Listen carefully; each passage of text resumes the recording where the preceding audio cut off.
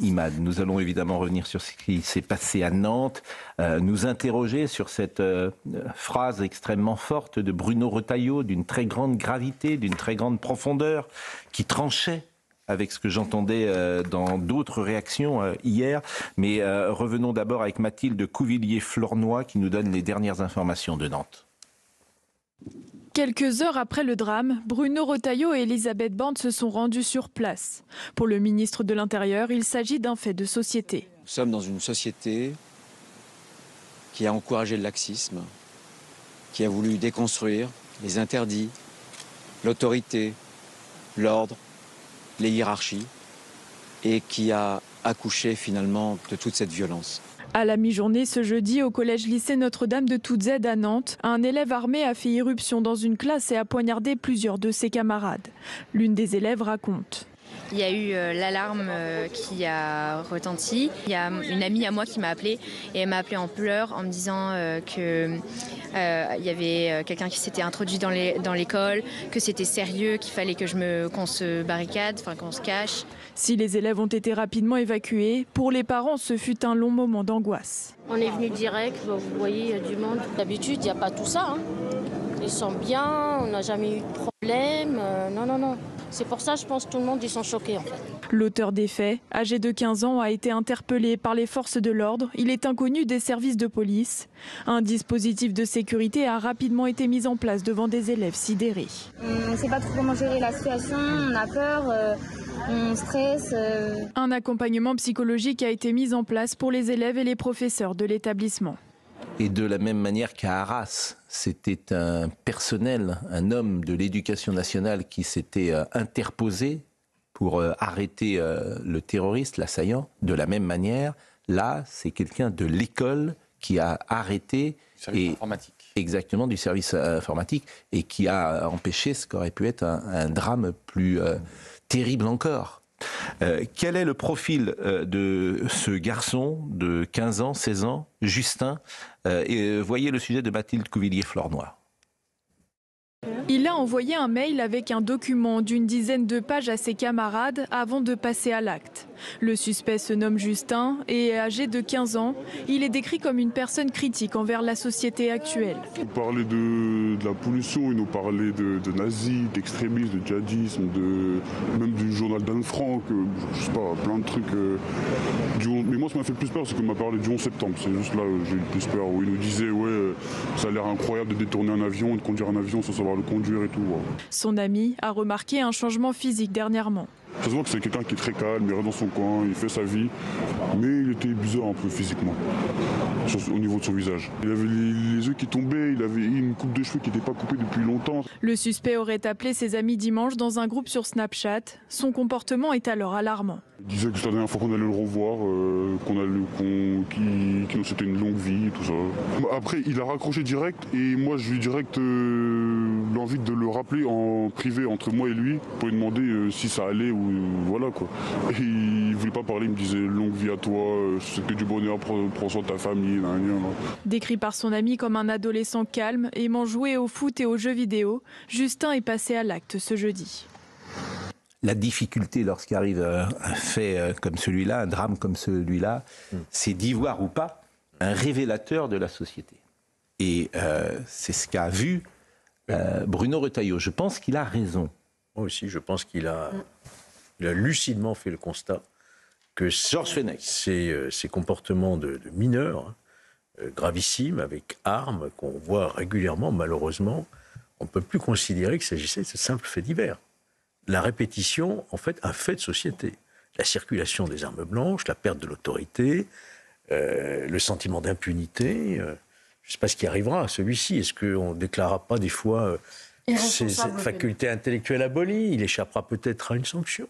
Ou peut-être, si on reconnaît ses facultés, quand même, une partie, il bénéficiera de l'excuse de minorité, bien entendu. Donc, vous voyez, on est dans une société aujourd'hui, il faut tout reconstruire, comme l'a dit M. Retailleau. Oui, mais ça veut dire reconstruire, c'est-à-dire reconstruire une société qui tienne debout. Oui, mais ça veut dire quoi? Vaste chantier. Ça veut dire quoi précisément? Ça veut dire, vous le savez très bien, non, ça veut dire, je vous pose la question. Rétablir d'abord l'autorité, que la peur change de camp, que ce soit plus du côté de l'enseignant, mais du côté des élèves qui perturbe, que la peur passe du côté des trafiquants et non pas du côté des surveillants pénitentiaires. Enfin, on voit bien que tout est inversé aujourd'hui. Oui, donc il faut rétablir l'autorité, il faut des sanctions très fermes, il faut que l'État se ressaisisse. Ils sont très importants. Joachim Le Floch-Imad. Parce que si on n'apporte pas le bon diagnostic aujourd'hui, on ne pourra pas demain apporter les bons remèdes. Il me semble que le ministre de l'Intérieur rejoint tout à fait l'analyse de Maurice Berger qui parle d'une guerre contre l'hyperviolence des mineurs en passe d'être perdue. Et en effet, si on prend tous les grands indicateurs en éducation nationale, on est en train de constater que toutes les digues qui nous protègent de la barbarie cèdent. Vous avez 2 fois plus de mineurs mis en cause aujourd'hui par les services de sécurité que dans les années 90. Vous avez 15% d'incidents au couteau en plus en un an dans l'école française. Vous avez des incidents graves selon les chiffres de l'ADEP, donc le ministère de l'Éducation nationale, qui ont augmenté de 31% en 5 ans. Maintenant, la réponse, elle doit être politique. Et quelle réponse politique on apporte aujourd'hui? Aucune. On a une valse vertigineuse de ministres qui sont tous plus impuissants les uns que les autres. On a une technostructure de l'Éducation nationale qui édulcore la réalité. Et on donne encore pignon sur rue à des experts qui sont à la vérité ce que Lysenko est à la science. Je disais l'autre jour dans Le Monde, un ancien délégué interministériel à la lutte contre la violence à l'école qui disait qu'il n'y avait pas plus de violence à l'école aujourd'hui qu'auparavant. Quelle réponse est-ce que vous pouvez apporter dans un tel contexte? Moi, j'en ai un peu assez de ces spécialités nationales qui consistent à perdre des guerres qu'on ne prend même pas la peine de conduire. Je suis assez d'accord avec Olivier de Lagarde. Je suis assez d'accord avec ce que vous disiez tout à l'heure, Pascal. Je pense que ça va être un des grands enjeux de la future élection présidentielle. Parce qu'effectivement, moi je suis toujours un peu embarrassé de parler d'un cas précis et de ce cas de Nantes dont on ne sait pas tout, les tenants et les aboutissants. Mais les chiffres que vous donniez, ils sont très parlants. Et effectivement, si on fait une forme de nuage de points de ce qui se passe aujourd'hui dans la société française, partout, on voit que cette violence, elle est partout plus forte, elle est plus exacerbée. On parle des trafics de drogue, des violences au couteau. On voit aussi une forme d'américanisation de la société française, parce que c'est vrai qu'il y a quelques années, on voyait ces tueries de masse dans les collèges américains. On était effarés et on se disait quelque part, heureusement, ça ne peut pas arriver chez nous. Alors, Dieu merci, la vente d'armes n'est pas ce qu'elle est en France par rapport aux États-Unis. Et heureusement, mais on s'aperçoit qu'avec un couteau de chasse, on fait des dégâts. On arrive à tuer des camarades de classe, quoi. Et effectivement, je pense que là, on arrive à un point de non-retour, un point de croisement, un point de réflexion de notre société, et que la future présidentielle va servir à ça. Si on pouvait éviter d'attendre la future présidentielle et prendre des mesures pour que ça n'arrive pas à nouveau. Mais vous n'y arriverez pas avant la présidentielle. C'est impossible. Parce que c'est un débat de société. C'est un débat de société. Moi, ce qui m'a frappé hier, c'est la hauteur de vue de Bruno Retailleau qui a éteint. On est tous d'accord sur le constat. Non, mais qui a éteint toutes les autres paroles. C'est-à-dire que Madame Borne à côté. On voit bien que ce n'est plus adapté, Madame Borne. Elle ne fait pas de politique, Madame Borne. Non, mais j'ai rien contre Madame Borne. Ce n'est pas une femme politique. C'est tout. C'est une techno. C'est une techno qui a ses éléments de langage et qui n'est absolument pas à la hauteur de chaque événement. Pareil, Madame Roland. Madame Roland, elle a eu cette phrase extraordinaire « Je ne veux pas faire de politique ». Elle a tout dit. Elle a tout dit. C'est-à-dire que ce sont des gens qui ne sont pas adaptés au moment. Attention, parce que les Français ont voté pour eux. Hein. Ils ont voté pour Madame Roland, il est possible qu'ils votent de nouveau pour elle. Donc si les Français veulent ça, ils auront ça. Mais moi, ma question, c'est que la hauteur de vue, justement, elle est intéressante parce que c'est une analyse bien plus intéressante. Alors on peut la contester, ce que dit Bruno Retailleau. C'est une analyse de terrain. Bon, voilà, c'est une analyse du réel. Oui, elle s'appuie sur une culture très ancrée. Oui, elle s'appuie sur une culture, une expérience et une intelligence qui n'est pas exactement au même niveau que ce que j'ai entendu hier dans les premières réactions politiques. Il y a une ambition. Sarah Salma. Oui, vous avez raison, mais moi je pense que fait-on concrètement? Certains ont parlé des portiques. Moi je pense que les portiques c'est inutile parce que ça protège des intrusions extérieures. C'est pas le sujet. Si, c'est le sujet. Quand vous êtes parent, vous vous dites comment on fait concrètement actuellement. C'est bien au-delà, vous avez raison. C'est bien d'avoir cette hauteur de vue, mais aussi dans le concret, comment on fait pour les 1 an et demi qui viennent. Vous pouvez pas dire... Mais vous n'allez pas mettre des portiques, je ne sais pas combien il y a, mais c'est impossible en fait. Des solutions. Mais Laurent Wauquiez l'a fait. Et ça, et des résultats. Il y a des portiques. On ne va pas mettre ça dans tous les établissements français. Là, c'est quand même un lycée particulièrement privilégié socialement. Est-ce que c'est la priorité? C'est-à-dire qu'on regarde le couteau, on ne regarde pas l'élève qui porte le couteau. C'est ça le vrai sujet. Je ne dis pas que c'est la solution, je dis que c'est une des solutions. Alors, je propose des solutions infiniment plus démonstratives, pour tout vous dire, et qui frappent l'imagination et qui mettent les familles et les parents dans la boucle. Je propose que 300 policiers viennent une fois par semaine dans un lycée, qu'ils rentrent, qu'ils sortent les 1000 ou 2000 élèves qu'ils mettent dans la cour et que tous les enfants soient fouillés. Et que les parents sachent le soir si leurs enfants ont des couteaux ou pas. Je pense qu'on en est là. Il faut frapper. Ou 200, je n'en sais rien. Non, mais vous les trouvez où? Mais vous allez voir, quand les policiers vont arriver dans une cour d'école, qu'ils vont demander aux élèves de descendre dans la cour, vous allez voir ce que diront les profs, vous allez voir ce que diront les directeurs d'établissement, etc. Les parents. Et ce que diront peut-être aussi les parents. Vous avez envie de voir vos enfants qui vont une fois par semaine. C'est une bonne idée dans la théorie, mais c'est irréalisable. Ah ben ça c'est complètement réalisable. Pardonnez-moi, ça c'est. Mais pas tous les. Mais je vous dis pas dans tous les lycées de France, enfin. Là c'est un lycée privilégié donc. Mais Sarah Salman, dans un lycée par semaine, pourquoi ? Parce qu'il faut aller sur l'opinion publique. D'accord. Et à ce moment-là, on dit, on était à Nantes, on était à Marseille, on était à Rouen. Vous avez affaire à des gens qui sont psychologiquement très instables. Ils vont pas se dire un lycée a été fouillé donc je vais pas le faire. Sarah, est-ce que je vous assure, je termine et après vous contesterez ce que je dis ou pas. Il faut frapper l'opinion publique. Il faut qu'elle soit dans la boucle. Il faut que les gens sachent ce qui se passe sur le terrain. Donc si vous faites ce type d'opération une fois par semaine dans un lycée de France et que vous communiquez là-dedans, je pense que les esprits peuvent changer. Maintenant, je pense que la limite de cette mesure, c'est l'après. C'est-à-dire les parents, par exemple, on détecte un couteau dans le sac d'un enfant. Il y a parfois des défaillances telles chez les parents que peut-être il n'y aura aucune conséquence à la maison. Mais au moins, on aura les informations. Ce que je veux vous dire, c'est qu'il y aura les informations seront données. De ce point de vue-là, les gens, il y a une sorte de flou artistique. D'ailleurs, il y a des chiffres sur les attaques au couteau. Ces défaillances, elles ont été organisées. Ces défaillances des parents, elles ont été organisées. Finalement, on paye l'héritage de mai 68.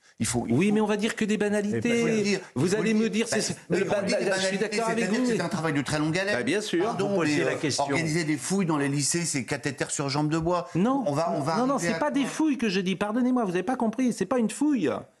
C'est pas du tout une fouille. C'est un événement médiatique important pour alerter les consciences. C'est pas fouiller un élève, évidemment que c'est pas ça. C'est pas du tout ça. Aujourd'hui, on se refuse encore à la question. Georges Fenech. Vous posiez la question, qu'est-ce qu'il faut faire ?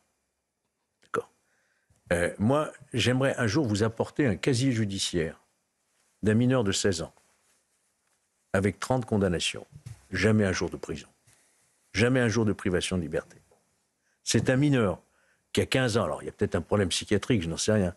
Mais le véritable fléau de notre société, c'est qu'on ne traite pas de la délinquance des mineurs comme on devrait le faire. Oui. Voilà, c'est ce que je veux vous dire. Tant qu'on n'aura pas pris la mesure, et ce n'est pas la petite réformette de M. Attal, la dernière petite réformette, qui changera les choses. Il faut vraiment reprendre tout ça à zéro. Je suis totalement sur le terrain du réarmement sécuritaire et pénal. Maintenant, il faut aussi, je pense, un réarmement psychologique et idéologique. On a une large partie de la jeune génération qui est de plus en plus travaillée par la fascination de la violence, qui fait montre d'une grande détresse psychologique.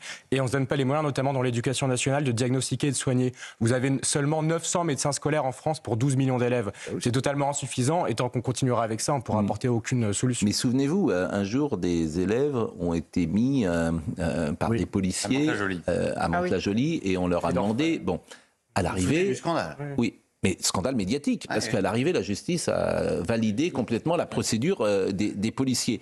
Mais effectivement, le scandale médiatique, pourquoi ? Mais pourquoi ça ? Pour une raison simple, une seule raison. On est dans une société où l'enfant est devenu sacré. Non. Et d'ailleurs, c'est très étonnant. Voyez ce qu'on fait. On interdit aujourd'hui tout acte de violence, la moindre tape que peut donner un parent à son fils ou à sa fille peut être condamné par la loi. Et parallèlement à ça, assez curieusement, vous avez une jeunesse qui est de plus en plus violente. Mais Olivier, au-delà de ce que vous dites, le fond de ça, c'est que les droits individuels ont pris le pas sur le destin collectif.